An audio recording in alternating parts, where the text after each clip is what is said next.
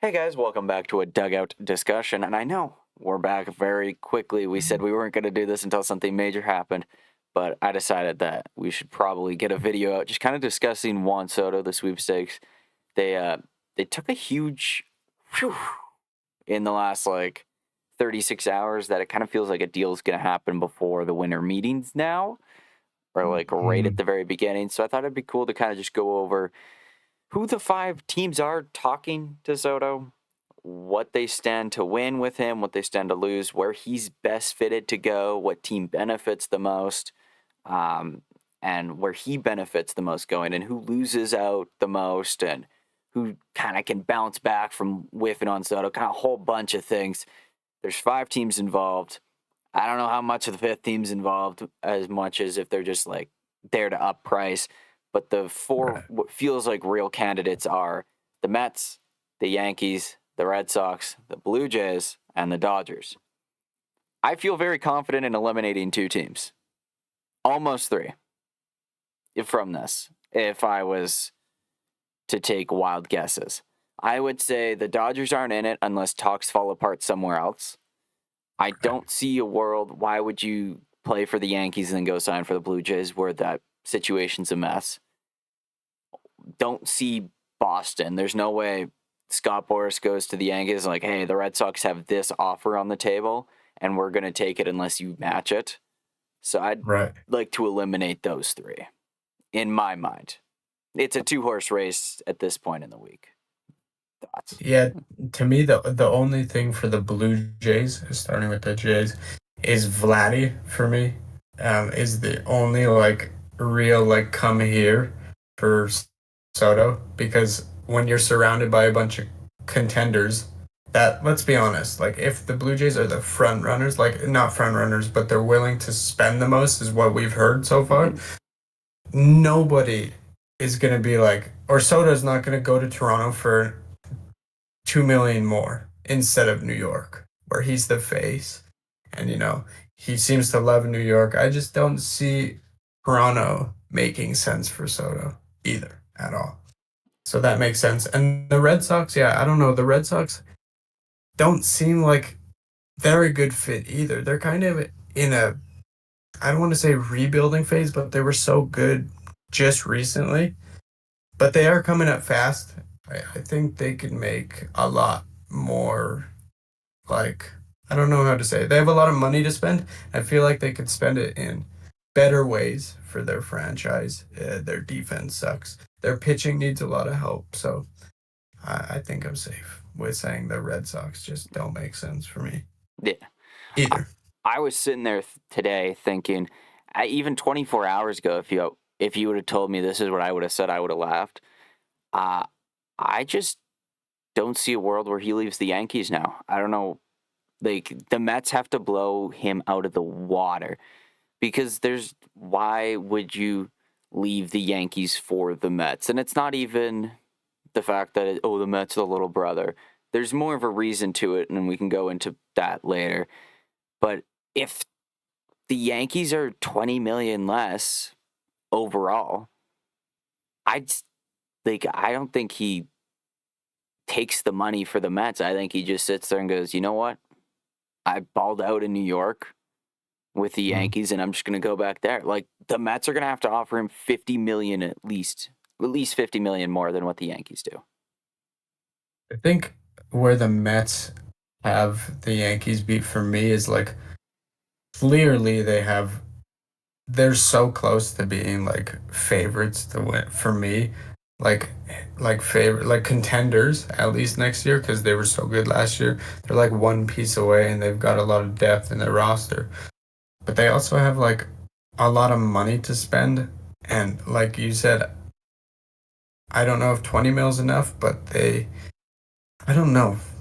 The only way I could see the Mets pulling away with it out front is just being willing to like take that risk and spend like an crazy amount of money above everyone else. But if it's going to be anybody that's willing to do that, it's going to be the Mets. I also don't buy the Steve Cohen can buy anyone bit anymore because he's whiffed 4 years in a row. He whiffed on Right. Springer, lost Springer. The Kevin Gausman took less money to go to Toronto. The only Mm. reason they got Max Scherzer is because Scherzer said in the CBA stuff that players just should take the most money where it is, and then the Mets offered him the most money. They weren't even considered in the Shohei Ohtani sweepstakes. And I Yeah. don't know if that's because they were waiting for Soto or whatever, but like, I'm not fully in on the Steve Cohen effect anymore like I was when he Right. first kind of came in 2020. That makes sense. They're coming off a surprising year, I think, for everybody, though. I think that comes into effect. And I think another big thing for Soto to think about, or the Mets to think about, is like who's batting behind him, and is Pete Alonso going to come back? I think that has a lot of merit to this too, because Yeah. if they sign like Alonso back before and have enough money to go ball out, that might incentivize him to come back, or sorry, to move to the Mets more than if he's not guaranteed on the roster. Yeah, no, I don't disagree. I think I want to start with fit, the best team fit for Juan Soto. The way I have this going from fifth to first, I go Dodgers fifth just because Yeah, I there's agree. room, but I struggle seeing it. Next one It's is so unrealistic. it's the Blue Jays, just because there's so many question marks and like if he plays right field, where do you put Springer? You gonna let a old man DH? Just Right. it feels weird. Like obviously they'd find a way to make it work, maybe throw him to left, but it feels weird. Next one up, I have the Red Sox, Right. just because they're better than the first two. Like the fit in right field just feels better. Then I got the Yankees, and then I top it off with the Mets. I like the fit with the Mets a little bit Yeah. better, just because I think the Yankees can kind of comprehend the loss and like find a way around it. Yeah. Whereas like I think the Mets, like he has to be the right fielder. He fits in that lineup a little bit better. I don't know if that's just Right. because I don't want him in the East, but I like the fit with the Yeah. Mets a little bit. Like it's such a slim gap between the Mets and the Yankees that like Yeah. tomorrow those two might flip flop. Right. And I have the exact same perspective. It's weird to think about best fit because like it's I think it's two entirely different situations for me because like I said, Alonso, if he comes back, that's a fucking perfect fit to have him in that. But not knowing is it makes it a little tougher. But for the Yankees, like we've already seen what he's done with the Yankees and Aaron Judge and that 1-2, like whatever they like to say, um, in New York. But yeah, I agree. I think he fits better systematically based on last year with the Mets roster, top to bottom, and I think it looks better on paper. I also think the Mets have a better supporting cast in a sense than the Exactly. Yankees do. Last year, the Yankees outside of Soto were dog shit. Like, Mm. look at that team in 2023 without Soto. They don't even make the playoffs. They're barely at Exactly. 500. And that's like not to Exactly. discredit Aaron Judge. Aaron Judge is an MVP, like, is just the guy. But Right. outside of that, like, Judge protects Soto, but then there's no one Mhm. to protect Judge. Like Stanton, Right. iffy. Jazz Chisholm's really hit or miss. And then after Right. that, like you had Verdugo, Trent Grisham was in there. Like fucking Ben Rice is their scheduled first baseman at this point. I Yeah. like Vientos fits in there well. Brett Beatty's a cool little prospect on the way. I like, Francisco Alvarez is there. Francisco Lindor's there. And I think the fact that Lindor's under contract longer than the Yankees, any of the Yankees hitters, is going to help entice Soto to stay. Or not stay, but Right. join the Mets. Right. I think that's the biggest thing for me when I looked at this, when I was looking at like the two rosters, is like without Soto last year, the Yankees, well, if they don't sign Soto, they probably get somebody else. But you know what I mean. If they don't have Soto, they don't make it that far. Who's to say they even make the playoffs? They probably do, but I'm just saying the Mets prove that their roster from last year um, is on the upswing, and no one expected it, especially after the All-Star break. They're like, oh, they're gonna sell. What's gonna happen? Blah blah blah, because they were doing so poorly, and then things switch like that, and now all of a sudden they're just this juggernaut that if they get Soto, I think outside of the Dodgers, they're probably the favorites. Yeah. Top three for sure for me. Um, I want to roll into which teams benefit, or no, which team benefits Juan Soto the most? Because each team Mhm. benefits equally amounts by signing Right. Soto. Yeah. But like, yeah, where does Soto benefit the most? Coming in last, I got the Blue Jays. There's no benefit for him to go play in Toronto. It doesn't make sense. The next one up is Boston. Boston had their Soto and they traded him to the Dodgers for scraps. So there's that. Next one is Dodgers. They benefit from having him. Like he benefits from going there, but like it's very much legacy wise, career wise. When you think Yeah. of it, like I look at KD and you Yeah. always, it's like, well, you left It's OKC the for Golden help State to needed. go win. Yeah. It gives, despite winning a World Series already, it gives the Right. vibe of, well, you left the Yankees for the favorites already. It's like, what are you doing? Go win one, go fight for one type thing. Right. Next one up is Mets, and then I think he benefits the most in with the Yankees. I'm the top again is pretty similar. I think where I would switch is probably Toronto and Boston just because Toronto has a whole country behind them. And that's the biggest thing for me is like for Soto, he would make so many new fans and probably a lot of money in jersey sales and like and do ridiculous numbers for the Canadian part of things. Obviously, in the Major League Baseball, like the American media is not going to look at that, so it's not taken as seriously. But in that case, when you're comparing to the Red Sox because they're still young and quote unquote they have been rebuilding, I guess you could say, since they won a championship. Um, I think it's just a little bit of a better move career wise. Plus, he's playing with Vladdy. That could be nasty if they both sign long term. But yeah, I don't disagree with the Dodgers is like a The yeah, that's like Dodgers a are a cop throw out. in because they're technically involved, but it's like, I don't consider them to be seriously involved, if that Yeah. makes sense. Like they're there because they've got the contract offer in. Right. If we're putting hypotheticals, obviously the Dodgers right now are the team to be at, like to win easy. But like you said, if you're going to a place just to win and like take an easy W, your legacy is not going to be remembered as much as if you go to let's say, like a Yankees, where you were like a key component of that roster and like, wow, we wouldn't have won these championships without you, whereas the Dodgers could win a championship without him. And then the Mets, same thing.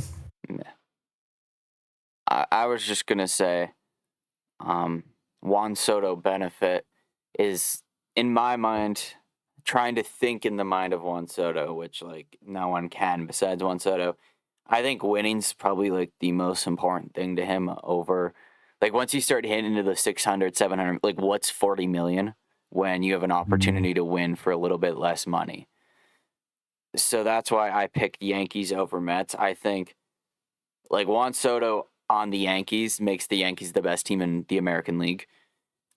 You look at the future of the AL East, the Blue Jays, barring any miraculous outcome, are probably in a rebuild by 2027. The Red Yeah. Sox are on the upswing. They're going to be competing for the division by the end, probably as early as this year. The Orioles, I don't know what they're like under new ownership. Maybe they spend, but they aren't notorious for spending.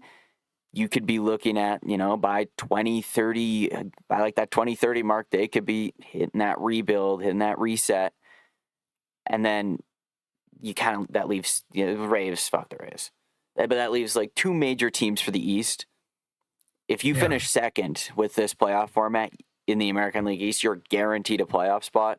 Say he goes 14 years to the Yankees, he probably plays in the playoffs 10 times out of those Right. 14 years, and he probably makes the World Series 5 times. Right. I think that is definitely um it definitely helps him when he's thinking too. Like the depth, I guess you're pointing at the depth of the American League in the long term. I think it's you have to think long term versus short term with Soto, and some of these teams would be very short term and some of these teams would be very long term. Um yeah, I think with Judge, they would be like ruling the AL for a long time, like you said. I think in the Dodgers, I think anyone that goes there is going to win along, but it's like a Yeah. different dynamic. I don't know. It's a it's a but different sort of benefit. and like we said, he's not going to the Dodgers. I'm pretty confident in saying that. It's hard to throw them in the mix even as hypothetical because I just don't see it happening. But comparing the two New York teams, I could see the Mets being very good for a long time too. It's just like there's something about the Yankees that, like we said before, I think he fits the Yankees franchise the best. I think he has a better chance to win with the Yankees than the Mets. And it's like, I know that there's like the dynamic of the Yankees are the bigger brother and whatever. It's not Mm. even that. It's the fact that put Soto on the Mets, and the Mets like aren't even the best team in that division. Like Yeah, the Braves, when healthy, I still say are the best team in that division. The Phillies are going to be there for at least another 6-7 years. Like right. they're going to be fighting, like scratching and clawing for a playoff spot with Yeah, Juan Soto for his at least the first half of his contract, and then he's gonna have to face the Dodgers every year in the playoffs. And I like, if he goes on the Yankees, the odds of him playing the Dodgers every year in the playoffs are 0. Like he might right. face them once more in his career if he stays in the American League. Whereas like if he goes to the Mets, it's a 50-50 chance every year on, well, is this the year we're lining up with the Dodgers? And I Right. think maybe he saw how the Dodgers handled business in the NLCS and the World Series. Like the competition wasn't really there. That probably sits in the back of his mind where he's like, fuck, I don't really want to have to play the Dodgers every year in the playoffs. Yeah. I mean, that is a huge thing too. The NL is like significantly deeper. Like people always like forget that Atlanta was like really fucking scary when Yeah. healthy and they got injured, so they got pushed back a year. So you got the top four is insane in the NL. Like you got the Dodgers, the Phillies, Atlanta, and the Mets if they Mhm. signed him. So I agree. The depth there is crazy. I think if you look at contenders of today with teams coming up in the next few years, Mhm. it's Dodgers are contenders today. The Yeah, Padres are contenders today. yeah, The Brewers, you can argue, are contenders, like World Series contenders. You can make the argument. The Phillies are in there, and the Braves are going to be in there if they're healthy. So that's 5 right, teams. You add the Mets in there, there's your 6 teams.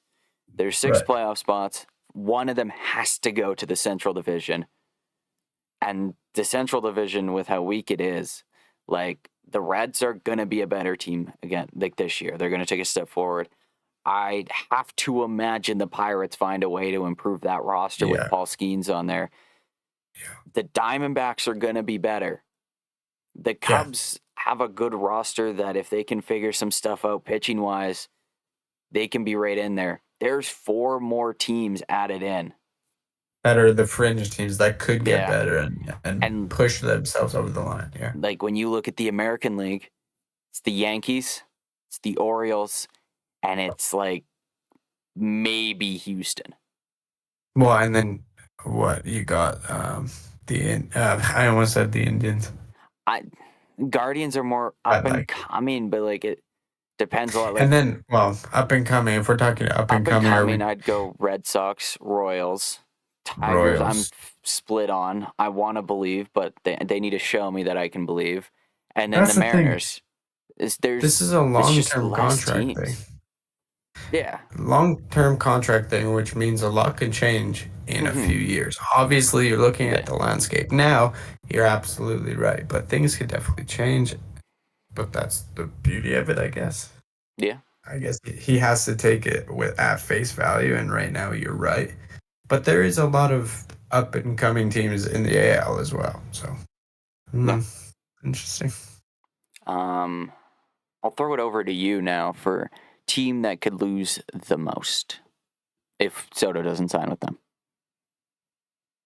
I was having a like it wasn't that. I think it's the Yankees for me.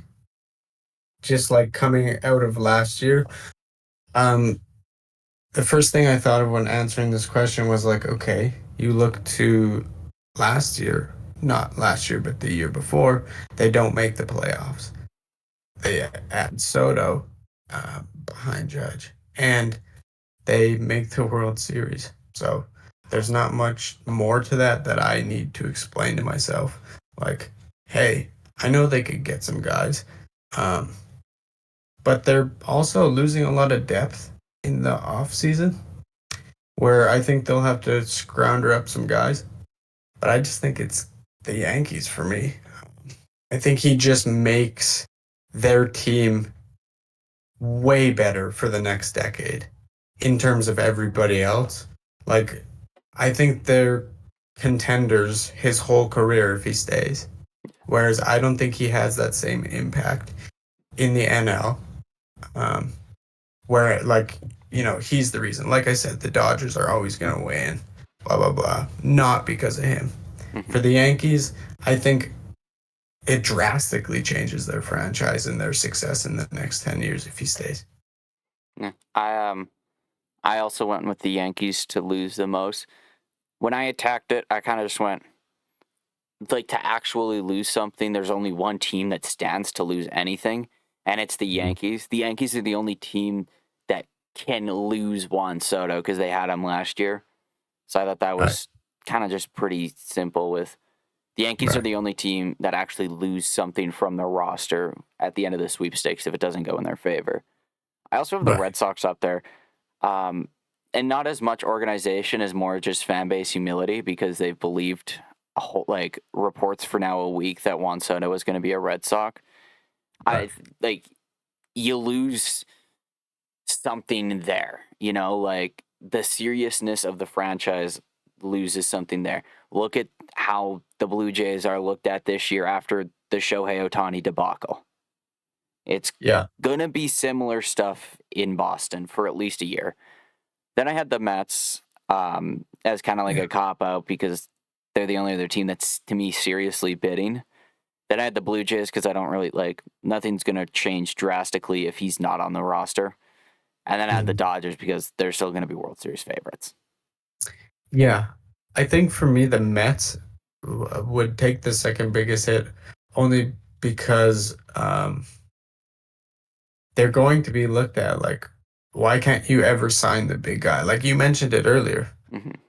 the big fish never signs with the Mets. It's always the little brother. So if that continues, then they're going to get clowned for it, and it's probably going to carry on for years. I would also say I liked the Mets' ability to go out and get an impact bat via trade market than I do the Red Sox, um, Okay. which kind of moves into bounce back, but I don't want to go there yet. I like the so like when Soto comes off, and it sounds like Teoscar's going to sign a deal with the Dodgers as of the time of this recording. That Mhm. leaves you with two impact outfield bats, in a sense, that the Red Sox are going to look to try and fill. That's Santander, and that's Tyler O'Neill. Yeah. Tyler O'Neill's pretty easy for them to get back, but then you just run back the same roster with the same concerns as last year. Right. Anthony Santander is going to have a ton of people around him. Every Soto loser besides the Dodgers are going to be in on Santander, plus 10 other clubs that are going to try and up the offense for next year. That, like, Yeah. you don't like the odds as much, but I like, maybe I'm overrating the Mets farm system as I think they have the ability to go get the trade done for the big guy, whereas I think the Red Sox would focus more on the pitching aspect type of thing. Yeah, that makes sense. I totally understand why you'd say that. So, But I don't know. After Soto's off the market, we're really going to see um a multitude of things with all these teams. And that's why this like the question of who's gonna bounce back the best is probably like the toughest one for me because all of these teams are gonna be in scramble mode to do something. yeah. I think I should probably rephrase it. I think Red Sox offense loses more than the Mets as a whole Okay. do. Yeah. Is what I like kind of looked at that. Right. For the bounce back, I didn't even include the Dodgers. Yeah. Yeah. Well, yeah, Red Sox, like, they need pitching. They need, like, probably two more arms in their rotation, which they could probably do. And then, like, their defense was really, really bad last year. Like, really bad. So, like, I don't know. I think they have flexibility, though. I Yeah. don't think their winning periods, like, they don't have to win right now, is what I'm trying to say. People want them to spend because they haven't spent really in the last few off seasons. But I think they're in pretty good, like, considering their history, I think they're in pretty good shape and they can make something happen. Mm-hmm. Yeah. For bounce back, like I said, I didn't even mention the Dodgers in this Mm, because they're obviously the team that can bounce back the best. But that's just yeah. such a cop out. So I went with the four real contenders in this. And bouncing back the worst, I have the Blue Jays. Just because it sounds like the budget shrinks by about $100 million for player salary if Soto doesn't sign. So, yikes. Then I have the Red Sox. But Red Sox offense is like in brackets because they're gonna get one of Burns, Fried, or Garrett Crochet through free agency or trade Yeah. or whatever. It's just where do they bounce back offensively? I low key don't think they have to make a drastic move to the offense. Like Right. I think they could do something sneaky and kind of get away with it for the year, just based off at what the American League's like, and then they can run it back next year for whoever they want to pursue. Can we do this like you answer team and then I answer the same team and we because I feel like our order is going to be pretty much the same. Yeah. So I did the bottom two. So I did Yeah, I think it's the same with the Blue Jays, especially with Teo getting signed. It's like I'm kind of like, what do we do now? Um, Obviously, I see us if they really want to stay true to that contending next year, they get Max Fried at least, or Corbin Burns, and then maybe try to find a bat, Tyler O'Neill if he's healthy. But I don't know if that's really something that they would do. Um, but yeah, no, I agree. If we miss on Soto, I don't know where the Blue Jays go this year. It's just a tough. There's not many bats to sign this year, and I think that's where like it hurts the Blue Jays a lot there's not many because like outfield bats.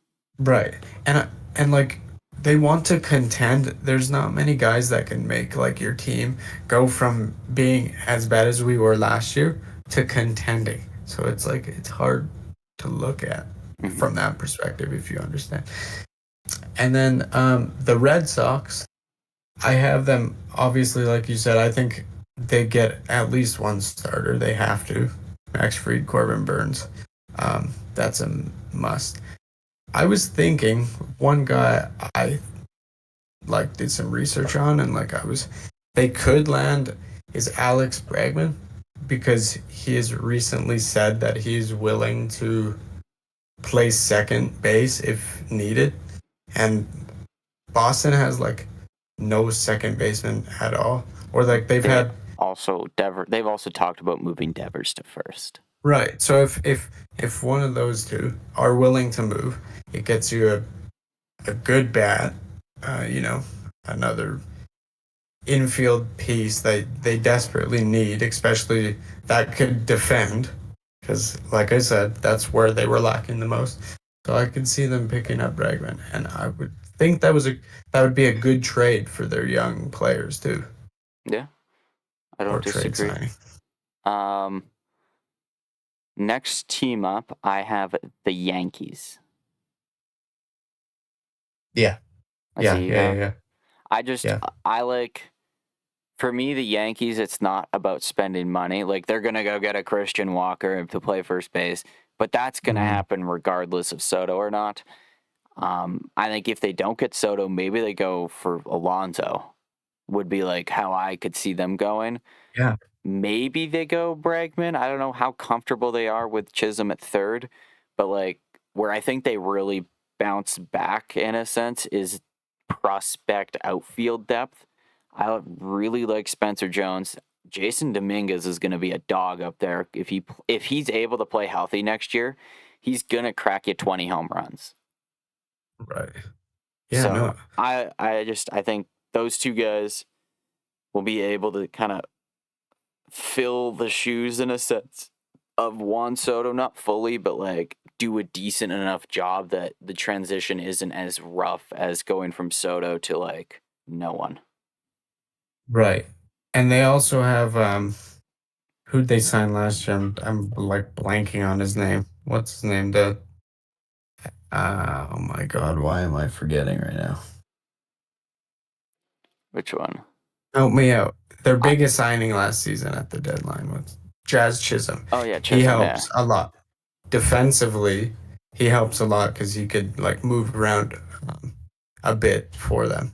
I think yeah, the biggest thing for the Yankees that you haven't already talked about, because Christian Walker, I could see them signing easily. They need a first baseman. That's going to get done regardless.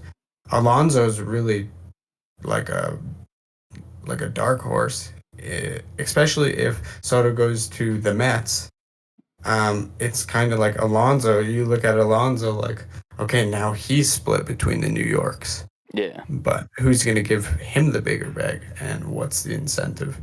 Um, but I looked at Willie Adames as like a possible pickup for the Yankees, a good middle infielder. He had really good production, and like I think he'd fit really well in there. And what they're missing if they don't get Soto back. Mm-hmm. And kind of move Volpe over to second. Yeah, because Yeah, he's no, flexible. He could do that easily. not against that one either. I Yeah. just think the biggest question mark for the Yankees outside of Soto is how they want to fill out that rotation. I get the Mm. vibe that Stroman's not going to be there next year. Um, and I don't think Nestor Cortez should really start that many games for them if they want to be a World Series contender. Mm. Um, Obviously, if he has a good spring, that changes. But I don't like the like the projection in my mind of him isn't like a 30 start guy anymore. So like they're gonna have to be active. Like, do they reunite with Severino? Do they go to a Manaya? Like, they don't have to go out and get a Burns or a Freed. Right. They A can three go or out and four get that guy or a 4 or 5. second tier guy. Like, I thought they would have been on a guy like a Kikuchi. Right. Yeah, no, I But agree. Someone to fill out the rotation, like make it stern near the bottom because they're really lacking depth near the bottom of their rotation. Totally. yeah. Especially for the playoffs too. Um, and then bouncing back the best is the Mets, and that's Mhm. because for 2 weeks now, maybe even 3 weeks, I've been sitting on my hot take that is just like I wanted to get more on it. If the Mets don't land Soto, they trade for Luis Robert Jr. And then Nimmo Mm. moves off of center field to right or left. and that'll just be their big bet. And it's just it's something that I see happening. I don't think like I see Lou Bob getting traded this offseason with Crochet. Like I think that just fast track the rebuild for the White Sox, and I think the Mets will get desperate if they don't get Soto. Like they'll go for Alonso, and then it'll be like, okay, well we got to go get Luis Robert Jr. for whatever price he's going to be, because it sounds like the White Sox don't really know how much they're going to ask for yet. Right. Yeah, no, the two guys I had on my list, and these names get thrown out. Like, obviously, they could go to any of these teams, almost any of these teams, but I would think, like, they're also in the market for Corbin Burns, like a real ace. And then Pete Alonso, I would almost guarantee if they miss on Soto that he comes back. Yeah. I I feel pretty confident in saying that. I think those are the two names that came to my head, but I didn't even think of um, that what you said. So that could definitely happen too. But they have a multitude of things they could do with their roster. Yeah, I just like the Mets' history with trading better than I do free agency. I know it's a different GM, but they got the deal done for Lindor. That's not easy to do. They they swung the deal on the rebuild for Verlander and Scherzer. That's a little bit easier to do, but getting Acuna back for Scherzer is insane. Right. I like their ability to land a superstar via trade a little bit better. Right. And I'm more confident in that. I still sit with Soto as a Met by this time next week, but if he's not, he's a Yankee, which is such a fucking cop out. The thing about Luis Robert Jr. is, like, is he really a superstar? Like, in I my wouldn't give a head, superstar yet, but all-star center fielder, I wouldn't be shocked if he started the All-Star game in 2025. I'd be more shocked if he didn't. okay. I mean, I think with him, I think they would be willing to take the risk. Obviously, he was on the worst team ever. Like, and that weighs your confidence down a ton. But it's just hard for me to totally forget about, like, his numbers last year were so bad, um, comparative to the rest of his career. He was so atrocious. And it's like, if you take a risk on a guy like that and he continues to digress like that, I don't know. But what do they give up? And probably, like, not that much. They got some guys to move, so it's just like, I don't know. He had a really bad year, like shockingly bad year last year. Yeah. When I look at the Mets, I don't think there's really much of a bounce back candidate, but I think Luis Robert, I think out of any team in that list, they have the best opportunity and the best opening to go get him. Like the Red Sox could go do it, but I really love Jarren Duran in center field. I think he's a great piece to keep there. Oh, yeah. And there's no need to move him off of that. He was the All-Star Game MVP. Like he fucked shit up last year. He was sick. So the only reason I guess I have the Mets up there is because of, in my mind, they go out and get Luis Robert Jr. Yeah. Out of desperation. Yeah. Like, yeah. No, that makes sense. So, yeah. Final prediction. I think I'm just gonna sit with my gut on the Mets.